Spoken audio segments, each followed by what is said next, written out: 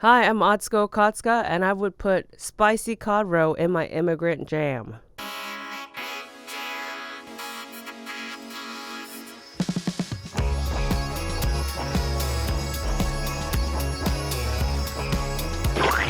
Welcome to another Sunset Boulevard edition of Immigrant Jam, LA West Coast, baby. Another beautiful day. We are here with the amazing comedian, host, podcaster, the woman extraordinaire, Atsuko Okatsuka. Did I say it right? Yes, Atsuko Okatsuka. Yeah. Atsuko Okatsuka. Thank you for having me. While you were talking, I was like mesmerized by how animated you were, and I was like, oh yeah, I forgot the camera. There's a I was camera. like, oh right, yeah, You're camera. like, why is Look she alive, doing Atsuko. this? Look alive.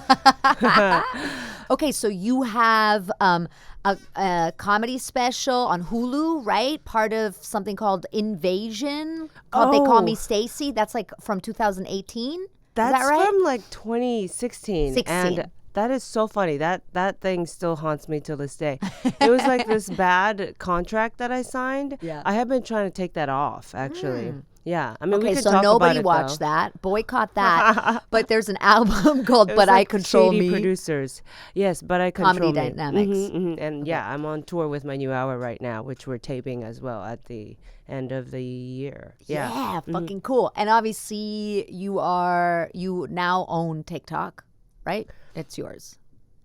No, that's so silly. What? There's I'm people kidding. on there with like I don't know 500 million That's true. followers. Yeah, I guess so. Is that You have possible? do you have- Does the numbers go that high? I don't feel know. like You tell probably. me. You tell me I how feel like high I'm they go. sure. Yeah, I'm sure that there's people there who are like, I'm almost at literally 1 billion 1 followers. billion like followers. like a billionaire. My phone's gonna on explode TikTok. because I have so many followers. Oh, 100%. Yeah.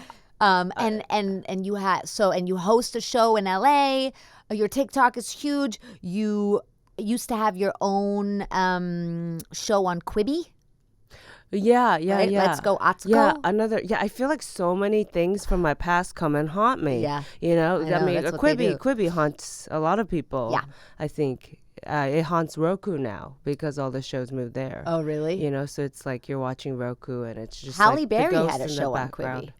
So it haunts Halle Berry. If it's good enough to haunt Halle Berry. A lot of awesome folks, you know, had a show on Quibi. Exactly. Yeah. So Who you're else? in good Ron company. Funches. Yeah, is Halle Berry maybe Haunted. the biggest name that was on Quibi? Yeah. Yes, I would Yeah, say probably. so. Yeah. Yeah. She won an Oscar. Where And she was then like, I mean, it all went wrong. Mm-hmm. But you I did, yeah. So I did have that, yeah. you were born in Taiwan, I read, Mm-hmm, and then moved to Japan. yeah, So and then you were 10 when you moved to the States. yeah. A little Those bit. things don't haunt me. Those are like, and okay, so honestly, they I'm a don't very haunt you. open book, so I don't mind talking about the things that I was like, oh, that thing I've been trying to pull out of it. Totally fine. We could, talk about it later too if you Okay, wanted. I didn't cool. want you to feel like I'm trying to be like, no, I'm a yes and kind of girl. My agent said you're not allowed to mention Quibi in this interview. What are you doing? I'm walking out. She said Quibi. Poof. But just a side note too, with Quibi, I should have known. Like we should have known. Yeah. I should have known what was going to happen because my whole thing with Quibi, when at first like everyone was talking about it or like people were taking meetings with him, I could not help myself. I kept calling it Quibbly, but it and no one would blink an eye. Like no one corrected me. I think because we were all a little confused about what the hell it was or how you say it. You know what I mean? Yeah. Even in the pitch meeting with the execs, I kept calling it Quibbly, and none of them cared. They're like, "Yeah, sounds about right." What do we do here? You know what I love mean? it. Yeah. I should have known. We should have known. Did you ever see? I just recently, 2 days ago, watched The Tinder Swindler, and one of the girls keeps calling him the Tindler Swindler. Oh, and that's- they just left it. Yes. She keeps going. And then I saw it everywhere. He was the Tindler Swindler, and she says it like 3 times. And I was like, did nobody? Nobody was like, time out. You keep saying Tindler. As immigrants, I don't know. I don't know if you like connect with this, but I make up words all the time. Yes. And the pronunciation of things, and I just like sort of just go with it, especially like, performing stand up. And people just sort of have to take it as it is. That's Absolutely. the word. Yeah, I was just Netflix, Yeah, I thought nearby was pronounced Nerby for like 15 years Yeah. at least. And Yeah. if you kept calling it nerby, that's just what it would be for people. You know what I mean? As you're talking. That's what I've learned, you know? Yesterday, I said collab instead of collab. Yeah. And then somebody was like, "Oh, did you just say it that way because of a language barrier?" And it was that. But I was Sure. like, "No, I'm just totally high right now." You're like, I'm just feeling the SoCal vibes. Yeah, exactly. Don't y'all say things not normal on purpose? Because But it's so quirky. My mom texted me yesterday, who's also been in the States for 30 years, and she said, "What is the character called that's the little piece of toast with a mouth and eyes?" And I was like, "The little piece of toast?" Yeah. She's like, "Yeah, the famous animated character, the little piece of toast." And I was like, "Mom, I don't know what the little piece Did you of figure toast it is." out? Well, she figured it out 5 minutes later. She goes, "Oh, sorry, it's SpongeBob."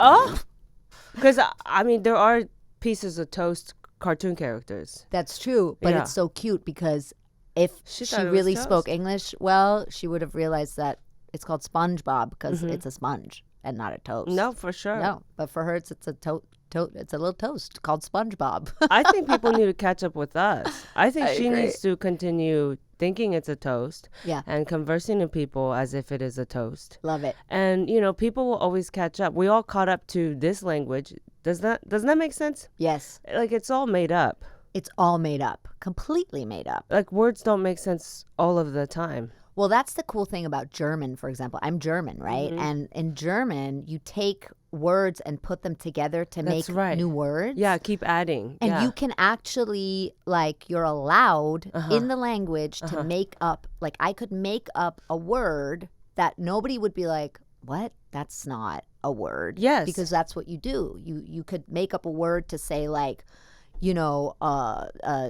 elbow, table lean with green nails. Yes.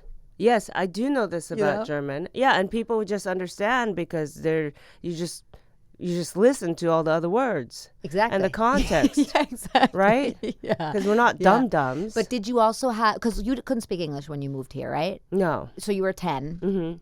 I was 8.5 when we moved here. And one of the things I always remember is the moment I realized that Cruella de Vil Yeah. was not just a name, a funny, weird name. It actually meant something because it's cruel devil. Oh, I realized that like 2 months ago. Yeah, exactly. Yeah, it took me a long And it time. blew my mind. I was like, oh my God, this is the benefit of speaking English. Now Sure, I know. sure. Well, you know the double entendres. And you know. suddenly something like, it's like as if somebody's opened a door and you're like, wow, I know more about the world. Like now I understand the world. Yeah. So you guys moved so wait, you were born in Taiwan because your mom or your parents lived there at the time? Because your mom's Japanese, right? My mom's Taiwanese. Oh, I'm she's half Taiwanese. Taiwanese. Okay, Yeah. okay. I'm Taiwanese and Japanese. That's Okay. why I look Korean. And nothing makes sense. No, but so yeah, my mom is Taiwanese, my grandma's Taiwanese. And my uncle is an OBGYN, Okay. and he was like just training at the time, but so they were like, well, let's have him pull Atsuko out or catch Atsuko, in the hospital. Yeah. So that's why we went to Taiwan. Because my mom was in Japan with my dad and then went back to Taiwan to have me. Okay, Yeah. that makes sense. They wanted someone in the family to catch you. I think they just like a discount. And I wouldn't, you know what I mean? I wouldn't, having your sibling be there, pulling your baby out, like I wouldn't want, I don't know about you, but I wouldn't be able to. I mean, my particular sibling, no. That's what I'm but saying. If my sibling was a doctor, maybe. No, of course. That's true. Yeah. That's true. I mean, but again, they were just like, think about the money, think about the money and how little we have to spend because it's your brother. You know what I mean? I'm still shy around that uncle. Yeah, I bet. because there's just a lot. So you just went there day, to be born, and then you went back to Japan, and you grew up where in Japan? I was in Chiba, which is close to Tokyo. You actually pass Chiba to get to Tokyo, I guess, on the train. Something like that if you're at Narita Airport. Anyway, Okay. this is so like No, it's Maybe great. 10 people know what I'm talking I about. love it. We only have 10 listeners anyway, so those are the 10. And then when you were 10, you moved to California? Yeah, straight to LA. Straight to LA. Why did your mom move? So it's my grandma. It was all my grandma's plot. I Okay. didn't know we were moving. I thought we were Wow. coming here for a 2-month vacation. Oh, shit. My grandma told me that. So I Wow. packed lightly. Like one carry-on. It's a summer Because vacation. she didn't want to pay for an extra check bag? I don't know. I mean, I was 10. I don't know anything about check bags. I don't Yeah. know anything about immigration. I don't know anything, because if I did, I would be like, wait. Yeah. No, I wouldn't have said wait. Because, so anyway, 2 months was up. And I was like, wait, we're supposed to go back. But then my grandma had us overstay her tourist visas. And yeah, again, if I knew anything about immigration, as a kid, you just get on a plane, you're just like magically getting to places, right? Yeah, of course. And being like, oh my God, now I'm in a new country. I'm allowed to be here. I don't know the rules, right? Of course. Right? Absolutely. Yeah, totally. And so 2 months passes, we overstay our tourist visas. And what happens then is you're undocumented immigrants. Right. And so we were stuck here for so we were undocumented for 7 years in my uncle's garage. Yeah. Wow. Mm-hmm. So did that mean that as a kid, you were told, like, don't get into trouble because we'll get deported? Because I know even though we weren't undocumented, when we were on visas here in the beginning, my parents always said, you can't get in trouble here because you'll get deported. You can't, do anything wrong. Yeah. know? Yeah, they didn't say those things because they were still, my family don't really talk to each other. They don't communicate, Okay. obviously, because I got tricked. So, you know what I mean? Yeah. Like, I didn't ask questions. I tried to, but then there was my mom who would, it's really complex. So my mom has schizophrenia. And so anytime, she throws these big temper tantrums that sometimes get violent, And so anytime I would bring up conversations that might trigger her, my grandma would stop it. So anytime I wanted to ask about our status or when are we going back to Japan, my grandma would shush me, And so I just sort of had to let it just be on the inside and just keep wondering what the hell is going on, because then my mom would throw plates, Right.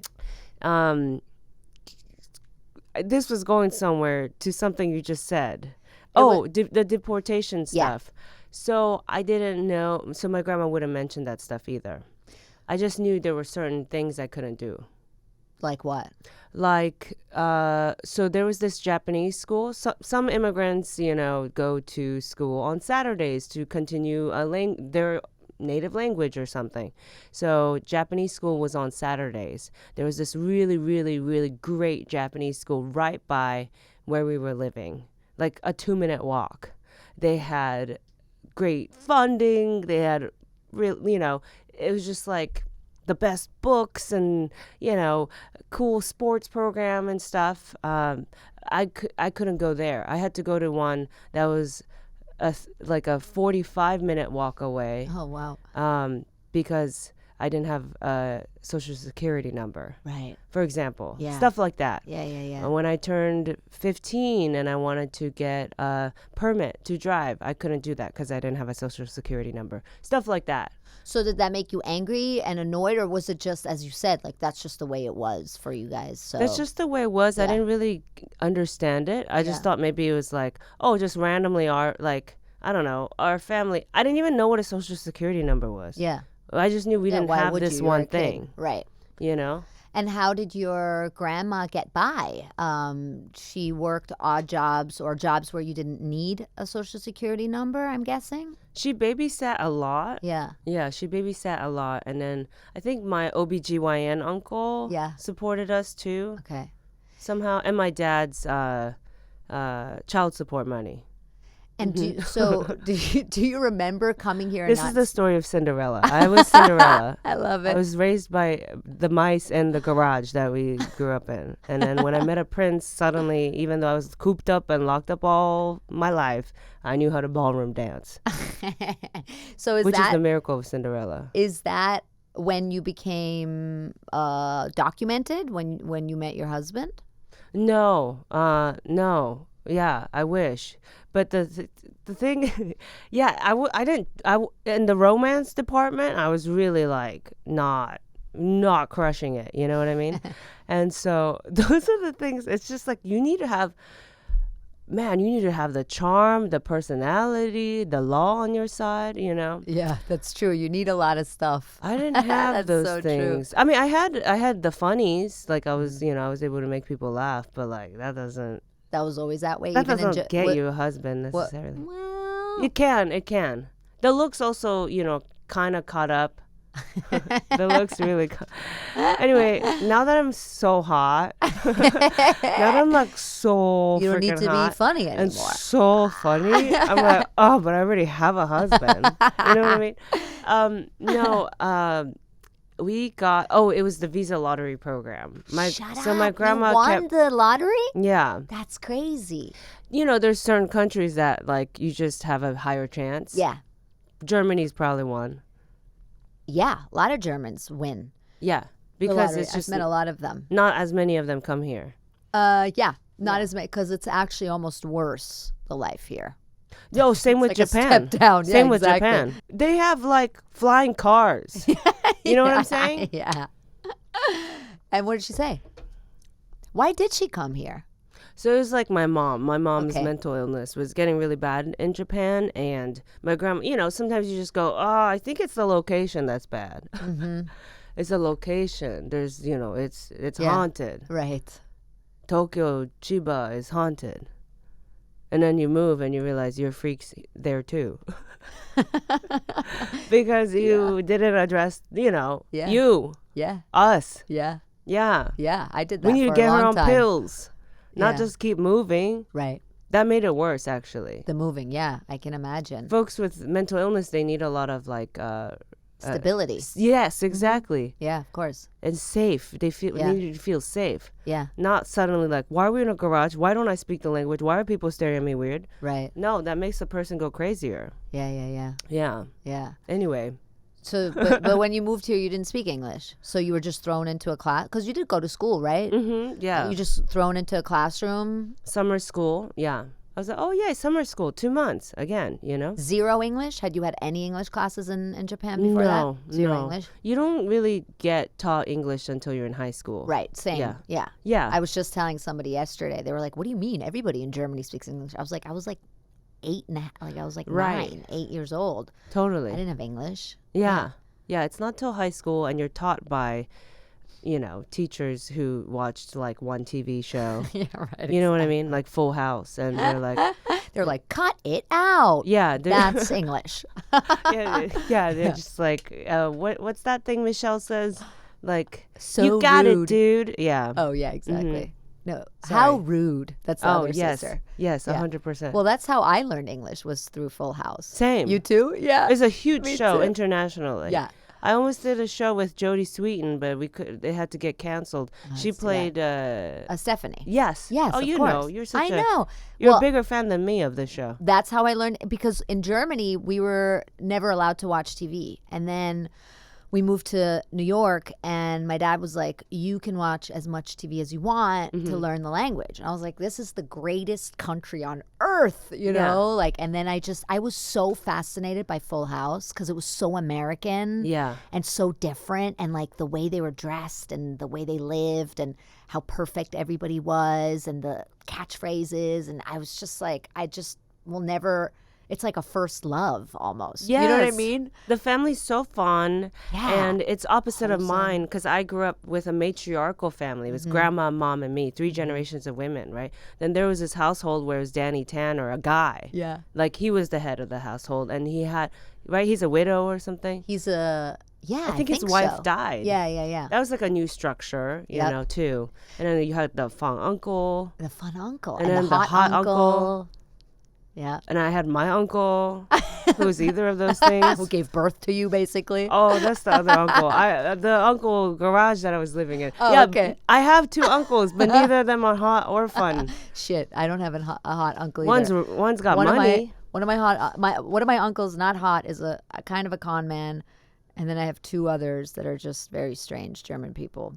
But Yeah, I saw you know what? when Yeah. when Bob Saget died, I put up a post saying like, "Oh my God, like I feel like I learned English through you." Yes. And I saw a lot of other immigrant kids. Yes, I post said the that same too. thing. Yeah. Yeah. Yeah. Yeah. Yeah.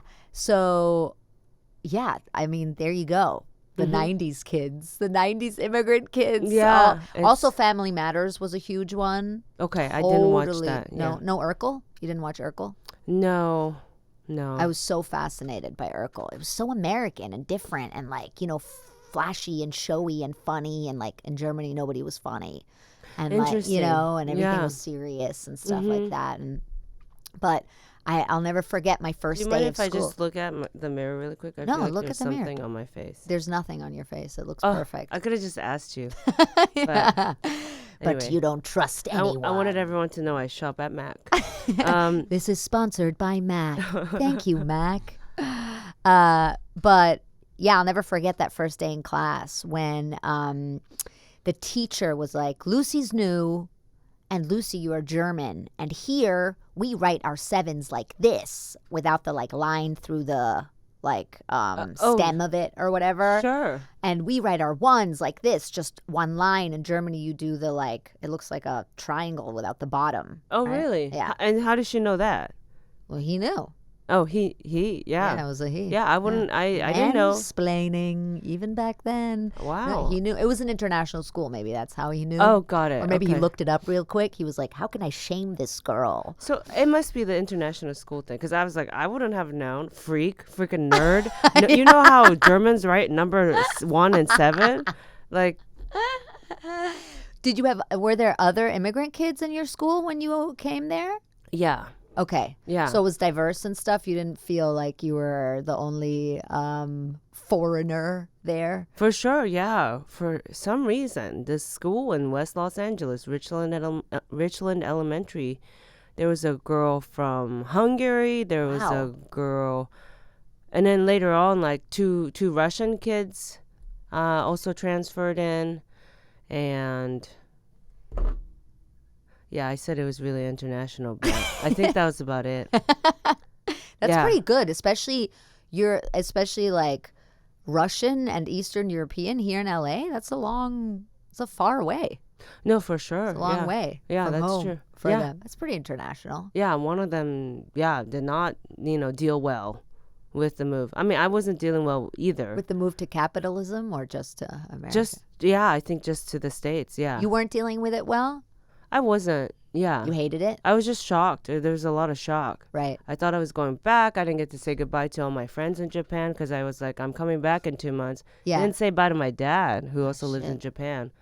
And so, yeah, it was just a lot.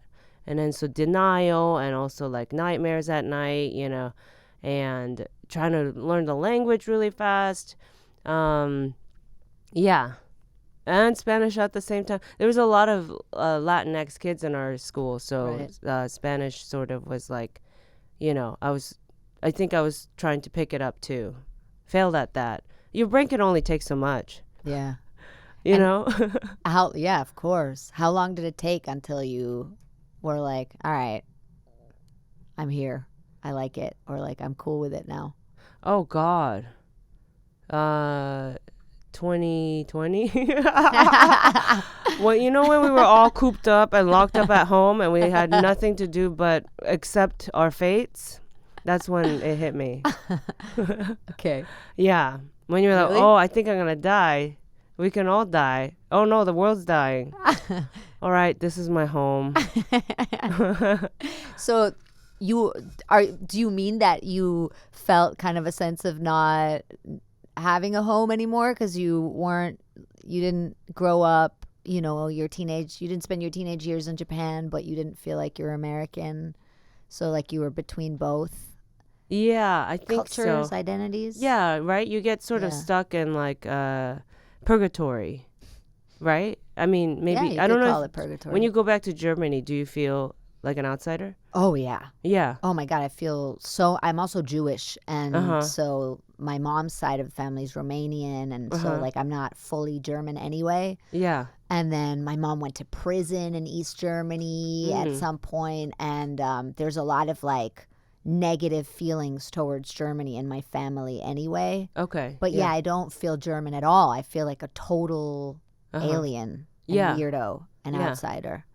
Yeah. But, I think not all, but a lot of immigrant kids who moved at the age that we were, like in elementary school, have this experience of like not having a national identity anymore. Because it's like you're not Japanese when you're in Japan, you're not American when you're in America. Or, for me, when I'm in Germany, I'm the American girl. And when I'm here, people are like, oh, you're so European, or you're so German, or, this is weird. And or when like, I'm in Taiwan, I'm either or. They're like, you're so Japanese. And I'm like, I'm really not. Yeah. I can speak like second grade level Japanese. Or they're like, you're so American. And I'm like, oh, you should see me in America. I'm just making up words. So Netflix. Do you speak English with your grandma? No, I speak Mandarin, like broken Mandarin with her. Okay. And so it's like a mix of broken Mandarin and really simple English. Okay. That's how I talk to her. So there's a lot of things that we can't talk about because we don't have the language for it. Wow, that's amazing. Yeah. That's that's amazing. My grandma was Romanian, and they never taught us Romanian, and she spoke German well, but I always felt like, what am I missing out on by not speaking her language fluently, It's like this general sadness that like lives around me, knowing that. Yeah. Yeah, I totally where get that. some folks, that's why when I watch like, what's that movie, Into the Wild or something? Wasn't he like a rich kid who was just like, fuck my parents, I'm gonna go into the wild, and then he died because it was like cold and stuff, and he was like rich, and he's like, I don't know how to survive. Yeah. Never watched it, but I feel like that's the premise of the movie, right? He's just like, oh my God, it's so cold. Yeah, bitch, you're in the snow. Snow, blizzard. You look like Liam Neeson in that movie where there's a couple Liam Neeson movies where I feel like he's in snow. Oh, yeah. And then there's Wolves Only. Maybe that's just one movie. Anyway, anytime people do that willingly, you know what I mean? Yeah. And I'm like, I live close to my mom and grandma. I'm a 20-minute drive away from them. And I cannot even tell them tiny little things like, Mom, your past, you don't need to be ashamed of it. I think, we love you for who you are. I can't even say simple things like that to her. And so when someone's like, my parents pissed me off. They caught me smoking weed, and now they took my phone away, so I'm not talking to them. You know what I mean? Like, I desperately am trying to talk to my own family, but we don't have the language. So, I'm like, sorry, you died in the wilderness. Maybe you deserved it. You know what I'm saying? Yeah, I get it. You could have talked to your parents. You had the language. You didn't need to go out into the wild and die there. Is that what you're saying? Yeah. Yeah. So do you think that's part of why? Because you made your grandma and your mom in a way too part of your comedy and your world, and you don't hide anything, and you make these like amazingly beautiful videos with your grandma where you guys are dancing, and it seems like you take her to a lot of places and a lot of the places you work and a lot of your gigs, right? Or at least travels, it seems like. She has made an appearance at like 2 LA shows. Okay. So, but maybe it looks like more. Yeah. Yeah. She doesn't tour with me. It's just me and my husband. Yeah. But you do make her part of. Sure, for sure. 100%. A lot of the stuff that's online, at least. Yeah. And do you think that's maybe part of it is because it's like it's a way to communicate? That's like a communication between you guys in a way, maybe that's like without words. You know what I mean? Because I didn't think of that. Yeah.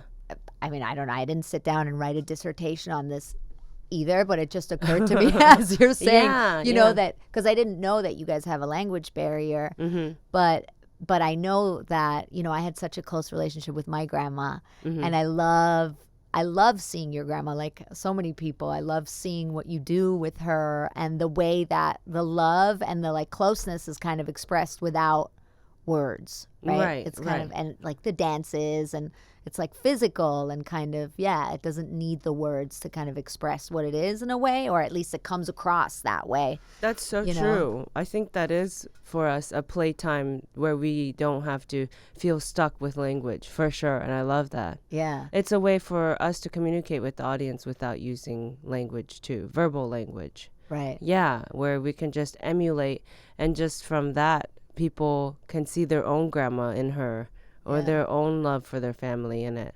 And I think, I think that's a good point. Maybe that's why I live in that space. And so I'm sort of lucky in that, like, if I didn't have physical language to also communicate, I don't know how I would communicate with a lot of my family members.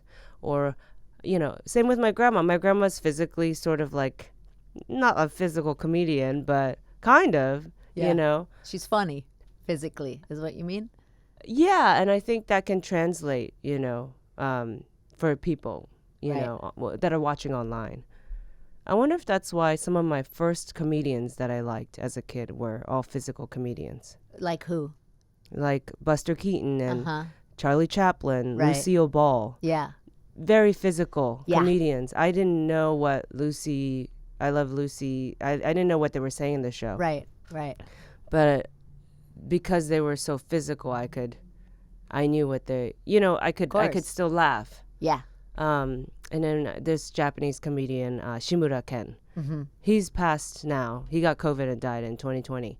But he, was also a very physical comedian. He spoke Japanese in his sketches, but you could, if you don't speak Japanese, you know what the sketch is about. Right. So you knew you wanted to do comedy from a young age? No, You just loved it. I didn't know what. At a young age, I was just like, can everyone just calm down and be in the same space for once? So I didn't really have time to dream. Yeah. Yeah, I didn't know what. Some people, right, are like, yeah, I knew I was gonna be a filmmaker at 4. Yeah. And I'm like, fucking nerd. I know. I always Did it? wish I had that story. I always say that. People have these like, and then I had the moment. My uncle took me to a performance of Oklahoma, and I was sitting there, and I went, yes. And I'll never forget the lyrics. And I'm like, yeah. I know. I'm joking. I think it's great that you knew what you wanted to do as a baby. Some people don't have that kind of support or ability to have been in the present enough to. Right. I think it's what is it? Support and exposure to the arts and all these things, And right? peace of mind. Peace of mind. You have to have felt safe to say such a thing like that and not have one of your parents slap you in the face. Right? What you say? Yeah. What you say, boy? Oh my God. I was just saying I want to be a filmmaker. Yeah. You know what I mean? Yeah. Like, as immigrant parents, I mean, my family wasn't like that. They weren't like, be a doctor, that kind of thing. Again, we were all just stoked if everyone was in place. If we knew where my mom was, she didn't wander off again. She didn't have a seizure in the streets in front of strangers. Okay, Atsuko's passing her grades. Did you make a friend today? It was a lot of those conversations for so long. Yeah. I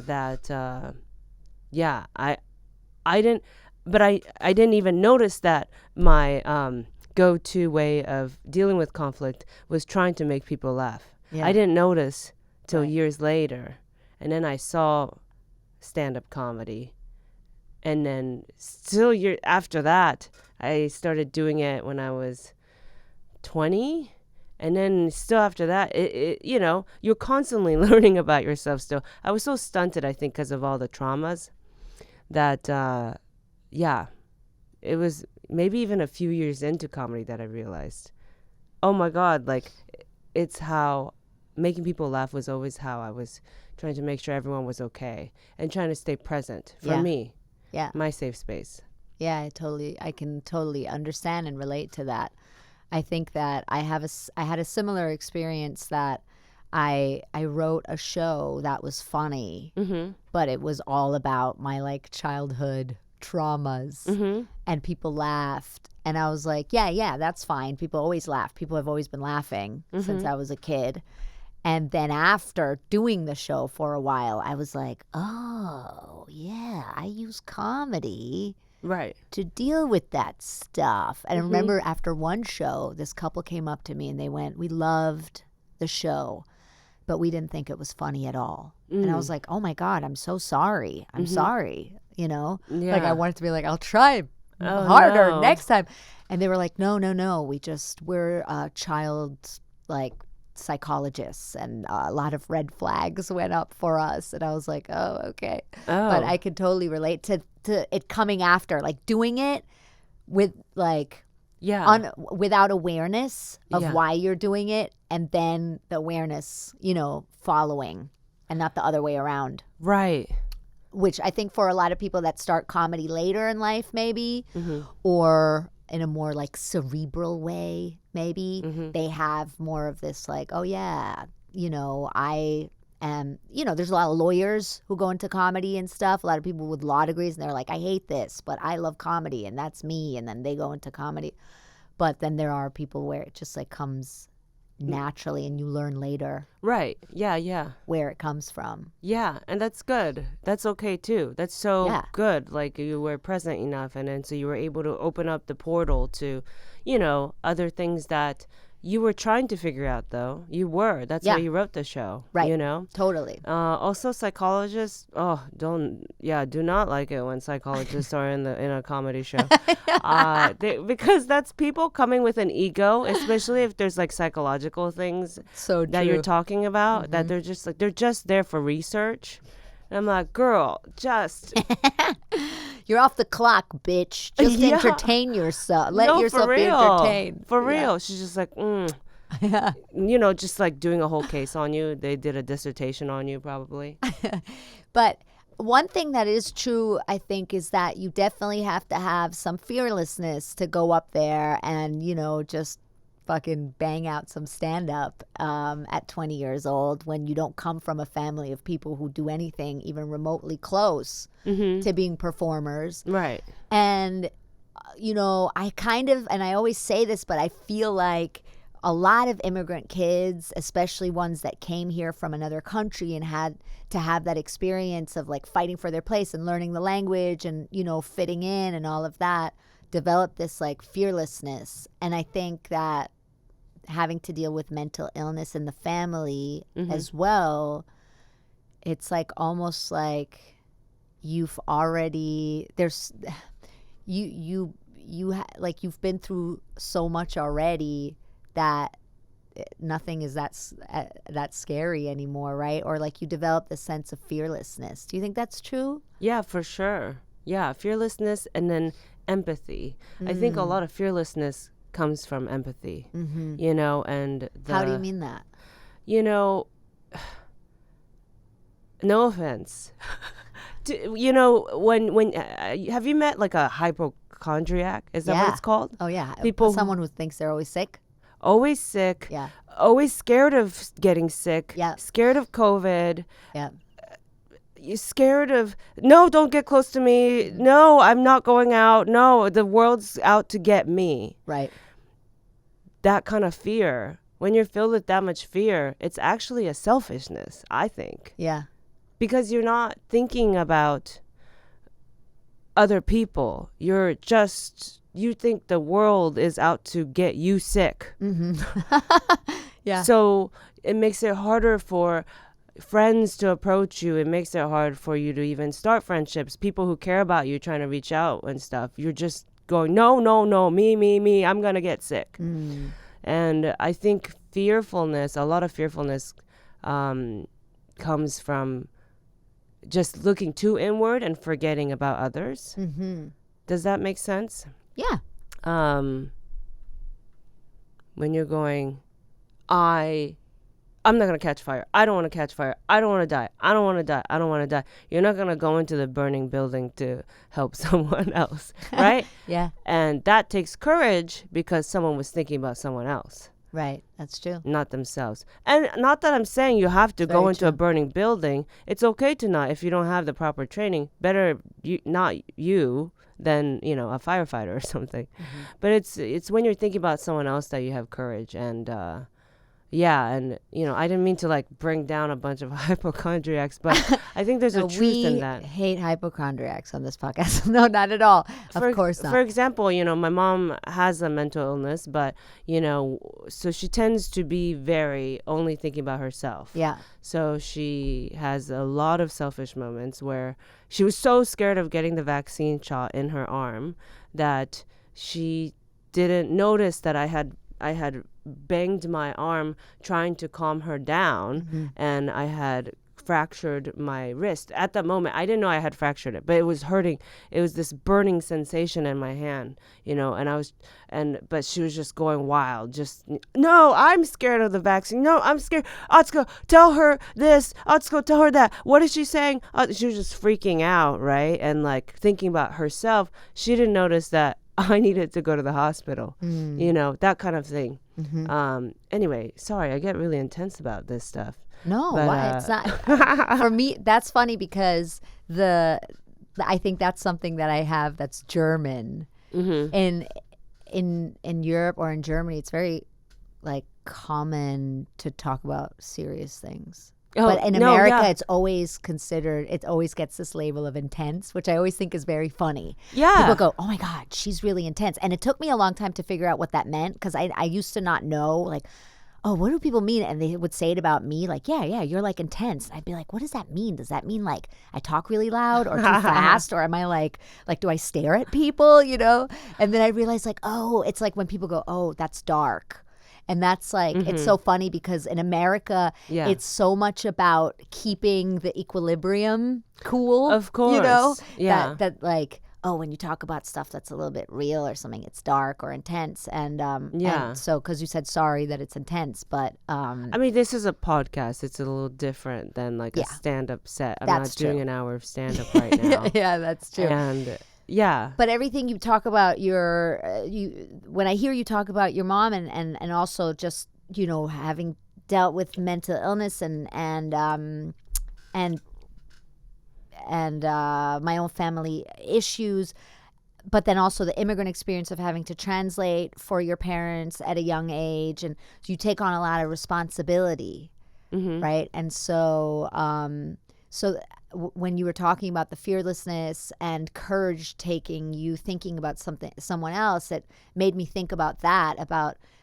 I guess that's part of it too, that you learn at an earlier age maybe than some other people to take on big responsibilities, like for people you love, people you care, like all of a sudden, it's your you're at the doctor with your mom and you have to translate, or with like me with my dad, and I have to like fill out the form for him, right? And and I'm like 12 and I can't make a mistake. We're at the doctor, or like rent negotiations. I remember I had to go with my dad, and like if I fucked up, like we got kicked out of the apartment, For sure. So I've never thought about it that way, but it does make sense that's a part of maybe why those kids of immigrants with those experiences have this, fearlessness, or have something that, because I find that there's something that connects people that have had this experience of moving to another country, living with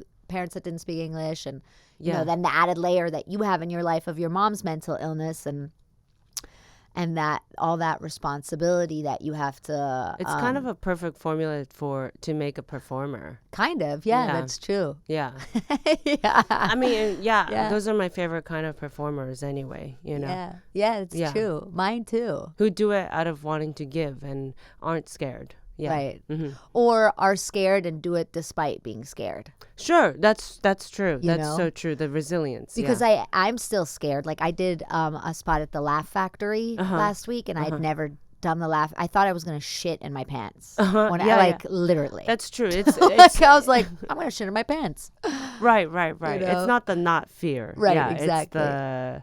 It's the courage, yeah. And I don't know if you relate to this too. I'm sure you get a lot of people who go, "Oh my God, I can't imagine like having the courage to do that," or "How do you do that?" And a lot of people ask me that, like I went to Edinburgh to the festival by myself, not knowing anybody, but I didn't even think that it was something so brave, Mm-hmm. you know? Yeah. And people go, oh my God, you're so brave. How do you do that? I'm like, really? I am, I guess. And then people are like, well, don't be bashful. It's brave to do that, you know? Yeah. And I wonder, I don't know, maybe I'm like trying to bring everything back to the immigrant experience because it's called Immigrant Jam. But I think there's a big thing in there that like really makes a difference for the personality and for this sense of like, yeah, like you said, yeah, this courage that's just like built in because of what you've been through. Yeah, and for me, I needed stand up as a safe space. I feel safest when I'm on a stage with my thoughts. Everyone's forced to listen to it, which I didn't have as a kid. Right? Yeah. It's when I'm most present. So you feel also most comfortable in English, right? Because that's the language that you speak the best out of all three. Mm-hmm. Yeah. Or four if you speak Spanish too, I guess. Do you speak Spanish? Oh, I think Spanish speakers would beg to differ. But yeah, I mean, no, I don't. And then did you ever have a period where you wanted to fit in? Is that a stupid question? Maybe everybody has that. Because you come across, and I don't know you well, like personally, obviously, I've seen a lot of your stuff online and your comedy and stuff. And I know that the way people come across online a lot of times has nothing to do with how they are in real life, obviously. But you come across as someone who's, proud and comfortable and celebratory of not wanting to fit in. Yeah, that's interesting. Of not wanting to fit in. I thought I look like I don't fit in online. I'm just okay with it. Does that make sense? Yeah. So you mean? I mean, is that the same thing? Maybe I don't it's know. the same thing. Where I am a weirdo. That's why I had to build my own path on socials, and also in my style of stand-up. But, yeah. But it seems like you celebrate it.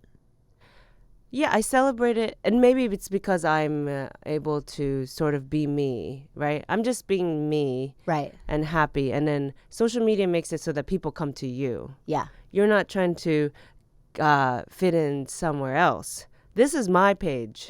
Yeah, you know what I'm saying? Yeah, but that you make that sound very easy, but I think for a lot of people, even being them or knowing what that means is hard because for sure. Because for a lot of people, it's very scary. It's scary and painful. Yeah, and you know what it was? I had to do comedy in ways that I thought, oh, this is probably the kind of brand I should have.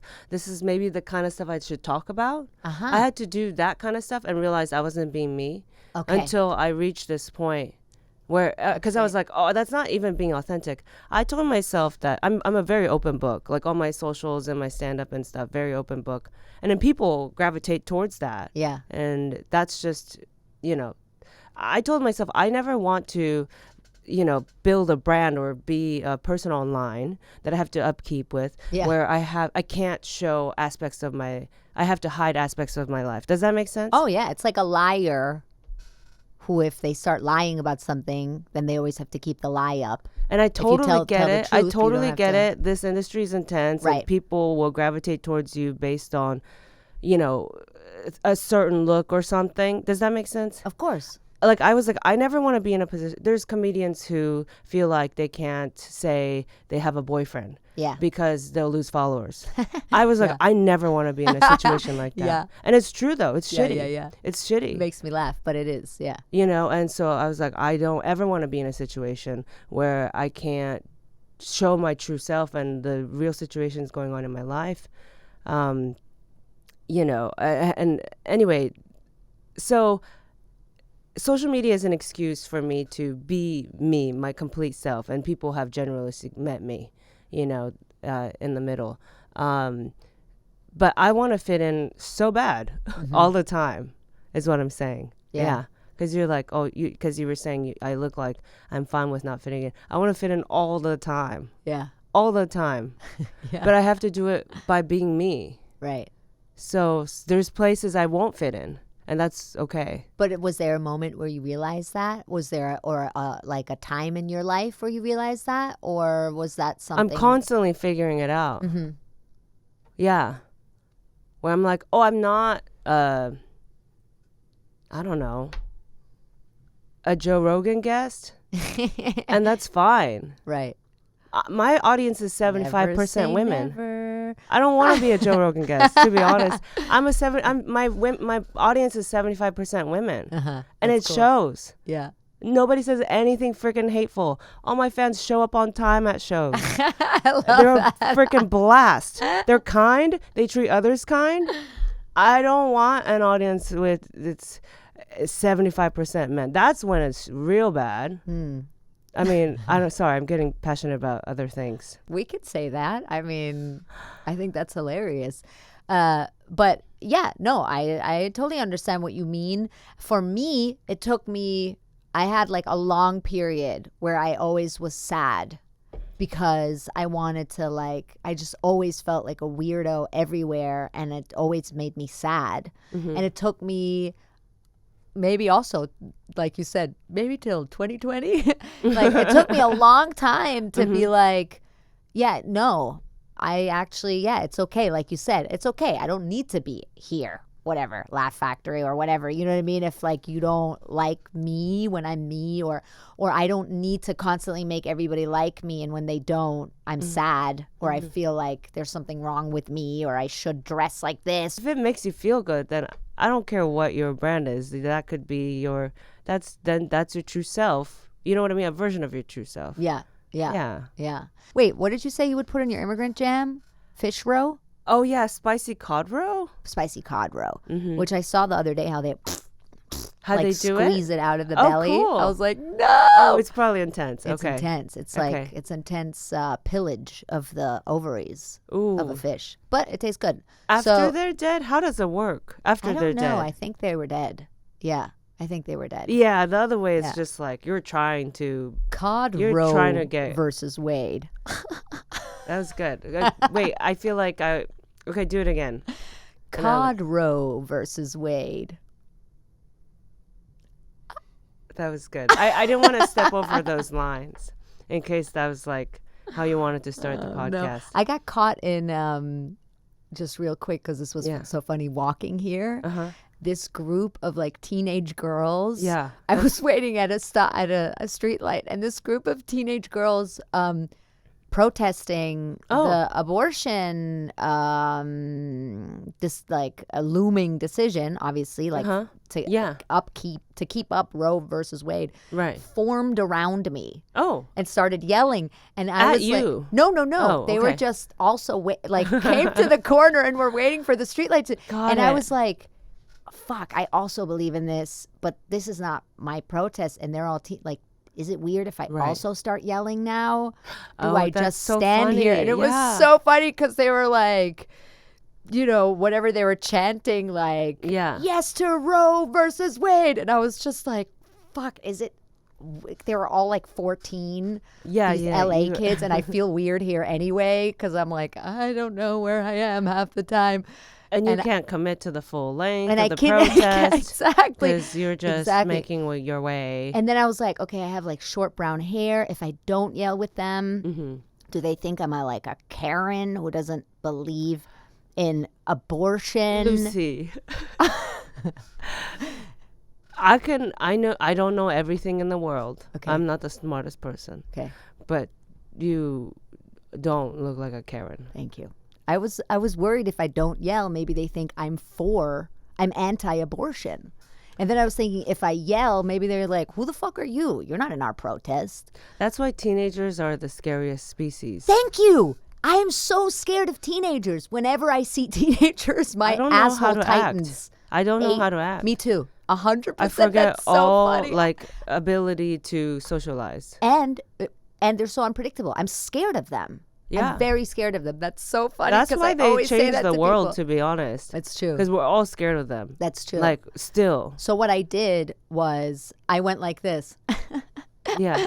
and kind of like gave them a thumbs up and like clapped a little bit and then walked really fast ahead of them. That's good. That was good. That's I so support your action of what you did. Okay, sorry. Back to the I question. think they still think you're cool. Do you think they think I'm cool? I would have I don't know what I would have done. I've done wild things like you would have danced. I probably. vape and I just start saying things like I carried a watermelon. yeah, I did that. Or like dirty dancing. You go to school, dumb shit. Oh yeah, stay in school, cool How's people. school? Yeah. Yeah, exactly. Did you eat yet?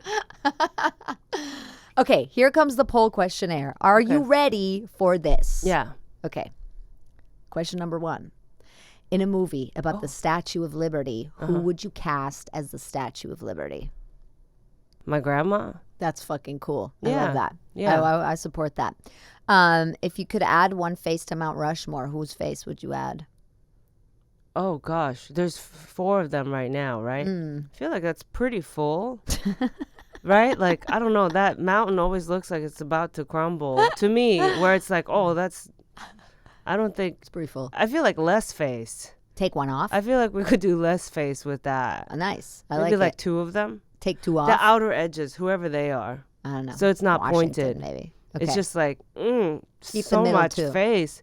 More People- mountain, less face. Yeah, people are just trying to have a good time with their family, hike. You gotta have 4 people staring down at you, 4 strangers. I love it. Less Perfect. face. Okay. If you were president of the United States of America, what American food would you ban?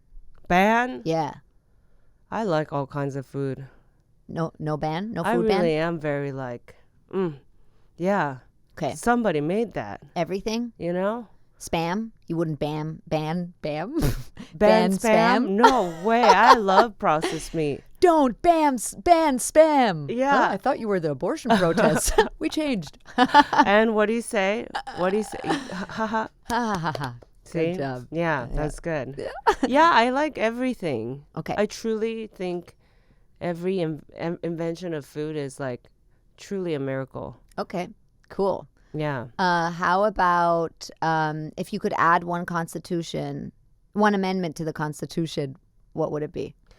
Oh, I know this stuff really, really well. So, I would put roe, spicy cod roe. Versus Wade. I love it. No, wait. So just put Roe v. Wade in there forever. Is it already in there? No, It's not in that's there. the problem. So we put it in there Put forever. it in there. Since That's we were a good talking answer. about it. This will win you the prize, I think.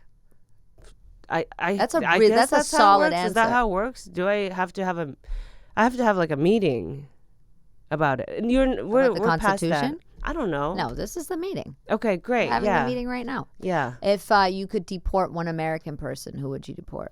Deport. My God. An American? It's so tricky because sometimes you think someone's American and they were totally Canadian this whole time. Yeah, that's so true. Yeah, it's true. I just went to Canada. It's the same. Yeah, I always say Canada is the better America. I don't know if it's better. No, you don't think it's better? I didn't feel a difference. A little better. They What's have the healthcare. difference? Healthcare. Yeah, but I didn't go and get health stuff done. But there's no difference. No, there is no difference. Zero They difference. talk the same pretty half much. of the Niagara Falls are in America and half in Canada. That's The people, ridiculous. you can't look at a person and know they're Canadian. No. They, Well, when they start apologizing, or because they have moose poop. With is that them. what it is? Don't they love their moose poop? They didn't look happy. I was trying to look at each soul there, being like, are they happier because they have health care? I couldn't tell. Maybe not. Truly didn't look that much happier. I don't think they're happier. No, I don't think so. Yeah, I was like, Seems more peaceful. they didn't over look there. healthier either for all that free health care. Yeah. What are you doing, Canada? Maybe this is just Take me. I was advantage. just trying to make myself feel better. Maybe. I don't think I would deport anyone. Really? Okay. Yeah.